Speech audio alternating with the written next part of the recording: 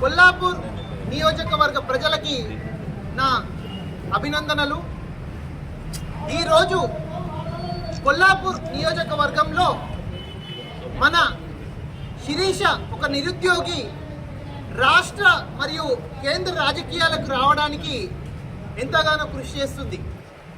మొట్టమొదటగా శిరీష మన ప్రభుత్వాల్ని ఏమాత్రం విమర్శించలేదు.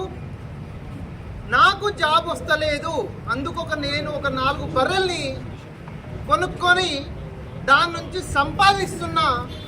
దయచేసి నిరుద్యోగులారా, మీరు ఎవరు నిరాశ పడకండి, మీరు కూడా బర్రెలు గొర్రెలు కొడుక్కోండి, పెంచుకోండి అన్నారు. నేను ఒకటే ప్రశ్నిస్తున్నా, ఈ శిరీష మీద సెక్షన్ 505 ఆఫ్ ఐపీసీ ఎందుకు పెట్టారు? మీరు గొర్రెల పెంపకం అనే పథకం ప్రభుత్వం కూడా అనుసరిస్తుంది.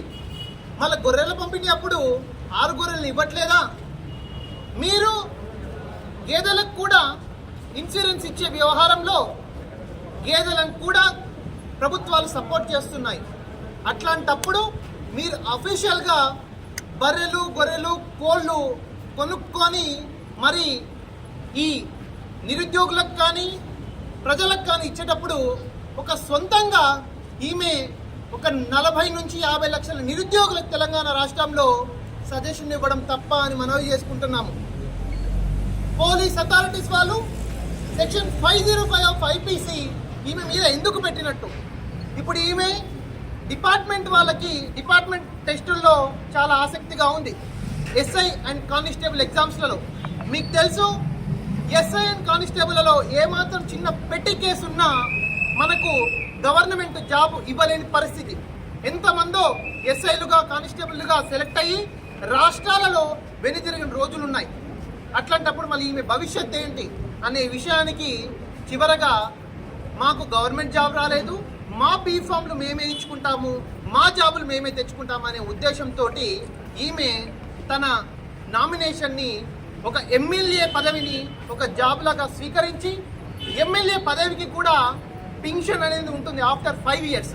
ఓకే, ఈమె కూడా ఒక జాబ్ లాగా స్వీకరించి 10,000 రూపాయల అప్లికేషన్ ఫామ్. ఇప్పుడు మనకి ఎస్ఐ కానిస్టేబుల్ ఎంత ఉంటుంది అప్లికేషన్ ఫాము? 650 రూపాయలు ఉంటుంది, 1000 రూపాయలు ఉంటుంది. అట్లాంటిది ఇక్కడ 10,000 ఉంది అంతే. 5 ఇయర్స్ పదవిలు ఉంటాం, నెక్స్ట్ గెలిస్తే కంటిన్యూ అవుతుంది, లేకపోతే పెన్షన్ వస్తుంది.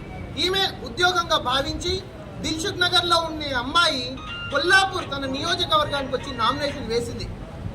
సరే, కొల్లాపూర్ నియోజకవర్గంలో అధికార పార్టీ మరి ప్రతిపక్షాలు ఉన్నా సరే ఇండిపెండెంట్లకు మనకు డాక్టర్ బిఆర్ అంబేద్కర్ రాజ్యాంగాన్ని రచించి ఆర్టికల్ 14, ఆర్టికల్ 19, ఆర్టికల్ 21 ఇచ్చిన వరంగా సమానత్వంగా అందరికీ ఓటర్ ఐడీలు ఉన్న అందరూ ఎలక్షన్స్లో పోటీ చేయొచ్చు అనే అధికారం ఉంది. కాబట్టి ఈమె అప్లై చేసింది. సరే, కొందరు దుండగులు, కొందరు అధికార పార్టీ వాళ్ళు ప్లస్ ప్రతిపక్షాలు కూడా వారిని నామినేషన్ విత్డ్రా కమ్మని కూడా ఎవరో కాల్స్ చేసి చెప్పారు. దాని తర్వాత ఇంకా అట్లా కాదు, ఈమెకు వచ్చే పాపులారిటీ ఎందుకు వస్తుందయ్యా? నిరుద్యోగత ఉంది కాబట్టి వస్తుంది. నువ్వు అందరికీ జాబులు ఇచ్చి అందరికీ 50,000 ఇన్కమ్ చూపించుంటే అసలు ఈమె బర్రెలక్క తెలియదు, శిరీష తెలియదు, ఎవరికి తెలంగాణలోకి కానీ తెలుగు ప్రజలకి ప్రపంచ ప్రజలకు కూడా తెలియదు. ఈ సిచ్యువేషన్ కల్పించింది మీరు. దీని మీద మొన్న ఆమె తమ్మునికి ఒక అటాక్ జరిగితే పోలీస్ ప్రొటెక్షన్ వాళ్ళు కూడా కేసు కూడా పెట్టలేదు ఇప్పటి వరకు. వీళ్ళు కంప్లైంట్ ఇస్తే కూడా కేసు కూడా పెట్టలేదు. అట్లాంటిది ఒక ఎగ్జిక్యూటివ్ సిస్టమ్ పోలీస్ ప్రొటెక్షన్ లేనప్పుడు కాన్స్టిట్యూషన్ ఆఫ్ ఇండియాలో 3rd ఎస్టేట్ లీగల్ సర్వీసెస్ అంటారు, మేమున్నామంటూ హైకోర్టు న్యాయవాదులు నిన్న చూసారు. చాలామంది హైకోర్టు న్యాయవాదులు వచ్చారు, సుప్రీంకోర్టు న్యాయవాదులు వచ్చారు నిన్న. ఇప్పుడు అంతర్జాతీయ న్యాయవాదులు మనము 2 US అడ్వకేట్లు, వన్ ఆఫ్ ద దుబాయ్ అడ్వకేట్ని కూడా మనం చూస్తూనే ఉన్నాం.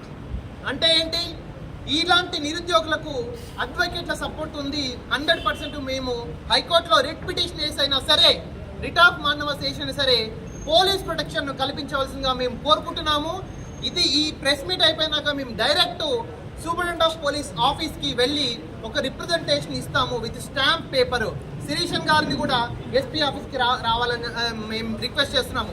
మేము పోలీస్ ప్రొటెక్షన్ ఎలా ఇవ్వరో ఎందుకు ఇవ్వరో మేము చూస్తాము. ఒకవేళ వీళ్ళకు 24 hours లోపల పోలీస్ ప్రొటెక్షన్ ఇవ్వకుంటే హైకోర్టులో రిట్ ఆఫ్ మాండమస్ వేసి 100% మీ సిగ్నేచర్ తీసుకుని వకాలత్ మీద మేము హైకోర్టులో రిట్ పిటిషన్ చేస్తాము. దానికి ఇది మా గురువు గారు కావేటి శ్రీనివాసరావు గారి యొక్క సలహా కూడా.